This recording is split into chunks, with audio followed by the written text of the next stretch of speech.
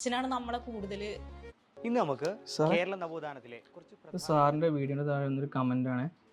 Sir, നവോത്ഥാന നായകരുടെ ജനന വർഷങ്ങൾ പഠിക്കാനുള്ള ടിപ്സ് ഉണ്ടോ? ടിപ്സ് ഒന്നുമില്ല, നമുക്കിപ്പോൾ തന്നെ അങ്ങ് പറഞ്ഞു കൊടുത്തേക്കാം. ചാവറ ജനിച്ചത് 1805 ഫെബ്രുവരി 10, മരണം 1871 ജനുവരി 3. ഏത് ചാവറ സാർ? കുര്യാക്കോസ് ഏലിയാസ് ചാവറ. അടുത്ത് നമുക്ക് വൈകുണ്ഠസ്വാമി നോക്കാം. വൈകുണ്ഠസ്വാമി ജനിക്കുന്നത് 1809 മാർച്ച് 12, മരണം 1851 ജൂൺ 3. ഇനി തൈക്കാടയ്യ 1814, മരണം 1909 ജൂലൈ 20. ഇനി നമുക്ക് പ്രധാനപ്പെട്ടത് വരുന്നത് ചട്ടമ്പി സ്വാമികളാണ്.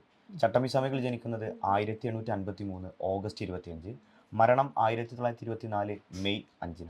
ചട്ടമ്പി സ്വാമിയെ കുറിച്ച് റീസെന്റ് ആയി നടന്ന എക്സാമിൽ എന്തോ ക്വസ്റ്റ്യൻ വന്നിട്ടുണ്ട്.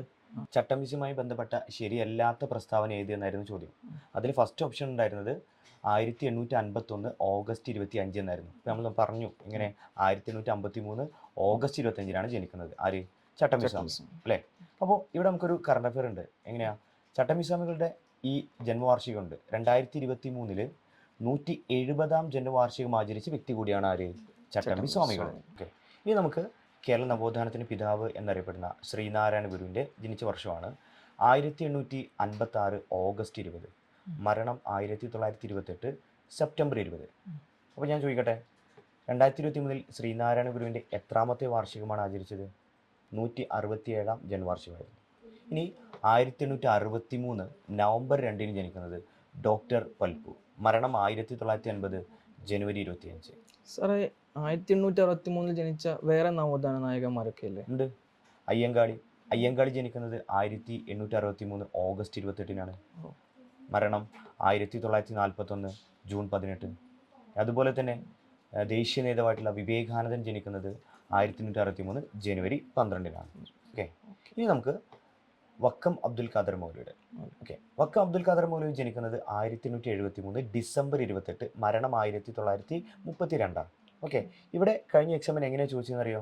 2023 150ാം ജന്മവാർഷികം ആചരിച്ച കേരളത്തിലെ സാമൂഹിക പരിഷ്കർത്താവ് ആര്? മനസ്സിലായോ? വർഷത്തിന്റെ പ്രാധാന്യം മനസ്സിലായോ? അപ്പോൾ അതാരാ? വക്കം അബ്ദുൽ ഖാദർ മൗലവി. ഓക്കെ, ഇനി അതേ വർഷം തന്നെ 1873 തന്നെ ജനിക്കുന്ന മറ്റൊരു നവോത്ഥാന നായകനാണ് കുമാരനാശാൻ. ഓക്കെ, കുമാരനാശാൻ 1873 ഏപ്രിൽ 12, മരണം 1924 ജനുവരി 16. സാറേ, ഡിഗ്രി പ്രിലിംസിന്റെ കഴിഞ്ഞ ക്വസ്റ്റ്യൻ പേപ്പറിൽ ഒരു ക്വസ്റ്റ്യൻ കണ്ടു കുമാരനാശാനെ കുറിച്ച്. കുമാരനാശാൻ അന്തരിച്ച വർഷം ഏതാണ് ക്വസ്റ്റ്യൻ? യെസ്, നമ്മളിപ്പോൾ പറഞ്ഞത് കുമാരനാശാൻ അന്തരിച്ച വർഷം 1924. അപ്പോൾ മരിച്ച വർഷം പഠിക്കണ്ടേ, മരണപ്പെട്ട വർഷം പഠിക്കണ്ടേ? ഡിഗ്രി ലെവലിൽ പരീക്ഷ ചോദിച്ച ചോദ്യമാണ്.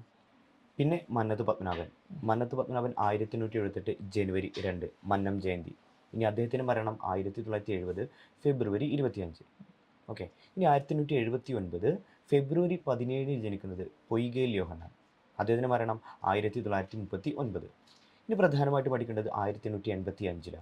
1885 നമ്മുടെ പണ്ഡിറ്റ് കറുപ്പൻ 1885 മെയ് 24, മരണം 1938.